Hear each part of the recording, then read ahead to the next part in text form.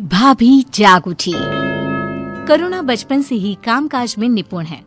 वहीं अरुणा दिन भर बस अपने मेकअप में लगी रहती है। घर के कामकाज से उसका दूर दूर तक कोई नाता नहीं है। जहां अरुणा गोरी चिट्टी है, वहीं करुणा सांवली है। फिर भी अरुणा करुणा से जलती है और करुणा अरुणा को एक आंख नहीं भाती।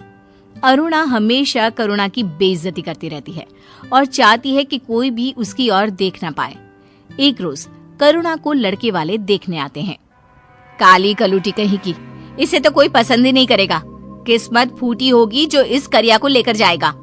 चुप कर अरुणा, मेरी करुणा बहुत भागो वाली है। इसे राजकुमार जैसा दूल्हा मिलेगा, देख लेना। शर्म नहीं आती तुझे अपनी ही बहन को ऐसा बोलते हुए? मुझे तो डर है कि तेरी शादी के बाद तेरा पति तुझे यहाँ लाकर छोड़ ना जाए। निकम्मी लड़की को कोई नहीं रखना चाहता। मम्मी, तुम तो बस इस करिया को ही संभालो। अरुणा वहां से चली जाती है और तैयार होने लग जाती है। मजा तो तब आएगा जब इस करिया के आगे लड़के वाले मुझे पसंद कर लेंगे। लड़के वाले आते हैं और अरुणा जानबूझकर लड़के के आगे पीछे फिरने लगती है, लेकिन फिर भी लड़के वाले करुणा को पसंद कर लेते हैं। लड़की तो हमें बहुत पसंद है, खाना बहुत स्वादिष्ट बनाती है, पेट भर गया है लेकिन मन नहीं भरा। अब तो मैं सोच रही हूँ दोनों बेटों की इसी घर में ही शादी करा दूं। जब बड़ी में इतने गुण हैं, तो छोटी को देखने की जरूरत ही नहीं होगी।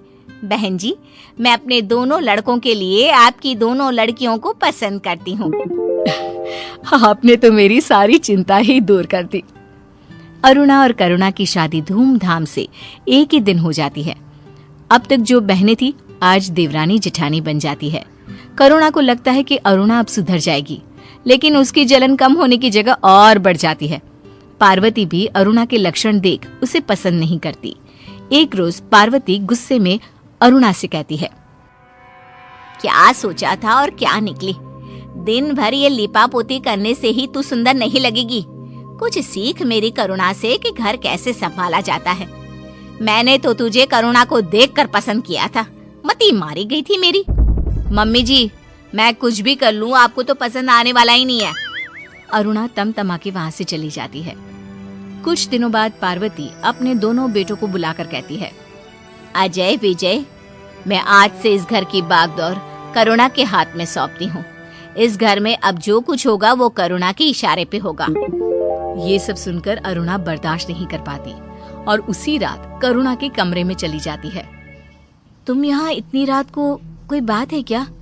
तुम खुद को क्या समझती हो? पहले मेरी माँ फिर मेरी सास, सबको अपने बस में कर लिया है तुमने। मेरा जीना हराम कर दिया है। अब तुम्हें इस दुनिया को अलविदा कहना होगा। अरुणा करुणा का गला दबा देती है और उसे अपने घर के पीछे वाले गार्डन में गाड़ देती है। पार्वती और बाकी सभी लोगों को लगता है कि करुणा उन लोगों को छोड़कर कहीं चली गई है।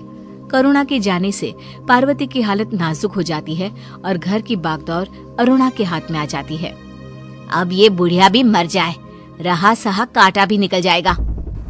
कुछ दिनों बाद पार्वती भी मर जाती है और अरुणा की खुशी का ठिकाना नहीं रहता। अरुणा अजय के साथ बहुत बुरा व्यवहार करती है, उसे खाने तक नहीं देती। दिन यूं ही पार होने लगते हैं। एक रोज अजय करुणा की तस्वीर के आगे रोने लगता है। करुणा, तुम बिन मैं अधूरा हो गया हूं। मुझे भी अपने साथ ले जाती तुम। ये जिंदगी का मैं क्या करूंगा जब इसमें तुम ही नहीं हो करुणा। इतना कहते ही भूकंप आ जाता है और गार्डन से करुणा की लाश बाहर आ जाती है। नहीं छोड़ूंगी मैं तुम्हें, वापस आ रही हूं मैं। दोपहर को जब अरुणा चैन की नींद सो रही होती है, तब आत्मा उसके मुंह पर कालिक पोत देती है। उसके मेकअप का सारा सामान गायब कर देती है। उसके सारे अच्छे कपड़ों को फाड़ देती है। अरुणा उठकर जब अपना मुंह देखती है तो चिल्ला उठती है, ये मैं हूँ? ये किसने किया? मैं उसे नहीं छोड़ूंगी। करुणा की तरह उसे भी जान से मार दूंगी। तभी उसे एक आवाज सुनाई देती है, अब मरने की बारी तेरी है। कौन है? कौन मेरे पीछे पड़ी है?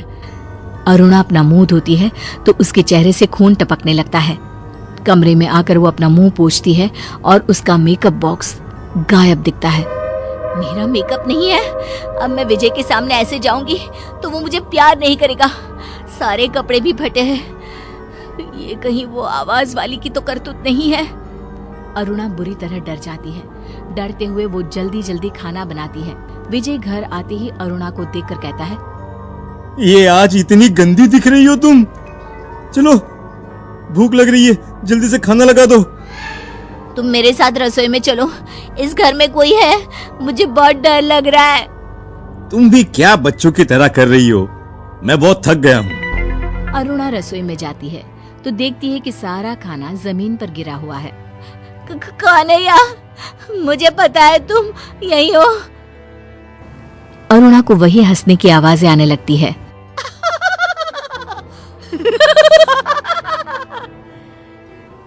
और अरुणा के गाल पर चटाचट थप्पड़ बरसने लगते हैं। मार खा खाकर अरुणा बेहोश हो जाती है। जब उसे होश आता है तो वो सारी बात विजय को बताती है। अरे तुम्हारी शक्ल के साथ साथ तुम्हारी अकल भी घास चरने चली गई है। कुछ भी बोल रही हो, हैं? अगले दिन आत्मा अरुणा की तिजोरी से गहने, जेवर, पैसे सब गायब कर देती है और विजय अरुणा से कहता है, अरे अरुणा, दुकान के पैसे दो, नया माल मंगवाया है मैंने। अरुणा पैसे निकालने के लिए तिजोरी खोलती है तो, हे भगवान, क्या करूं? तिजोरी तो खाली पड़ी है। अरे तुमने सारे पैसे अपने सजने संवरने में ही बर्बाद कर दिए हैं और अभी ड्रामा कर रही हो। आत्मा अरुणा की नाक में दम कर देती है। उसकी जिंदगी में तबाही मचा देती है। एक रोज अरुणा छत से कपड़े उतारने जाती है और आत्मा उसे धक्का मार देती है। उसकी नाक टूट जाती है। दर्द से उसे नींद नहीं आती। तभी अंधेरे में उसे एक परछाई नजर आती है। कौन है? कौन है? मुझे पता है तुम वही हो जो इस घर में ये सब कर रही हो। परछाई गायब हो जाती है। अरुणा भागती हुई इधर उधर उसे देखने लगती है। आत्मा करुणा की तस्वीर के सामने जाकर खड़ी हो जाती है। विजय अरुणा को ढूंढने लगता है और विजय की आवाज सुन अजय भी वहां आ जाता है। तुम करिया, मरने के बाद भी तुम्हें शांति नहीं मिली क्या? इस बार तो मैं ऐसी जगह भेज दूंगी कि तू दोबारा आ ही ना पाए। आत्मा अरुणा को मार मार कर अधमरा कर देती है। तुमने मेरी अच्छाई का गलत फायदा उठाया। बहन के नाते मैंने सब कुछ किया, लेकिन तुमने मेरे साथ क्या किया? आत्मा अरुणा का गला दबाने लगती है, लेकिन विजय उसे रोक लेता है। भाभी, भाभी मुझे माफ कर दो, मैं तुम्हें बचा नहीं पाया। अरे तुम इस गिरी हुई लड़की को मार दोगी तो इसे तो आराम से मुक्ति मिल जाएगी। इसे जिंदा छोड़ दो। और सुनो, मैं तुमसे सारे रिश्ते खत्म करता हूं अरुणा। निकलो, निकलो मेरे घर से। दर दर जब तुम भटकती रहोगी तब तुम्हें जाकर अपनी इस गलती का एहसास होगा। निकलो यहां से। विजय एक बेटे की तरह करुणा की लाश को दाह संस्कार कर देता है। करुणा की आत्मा को शांति मिल जाती है।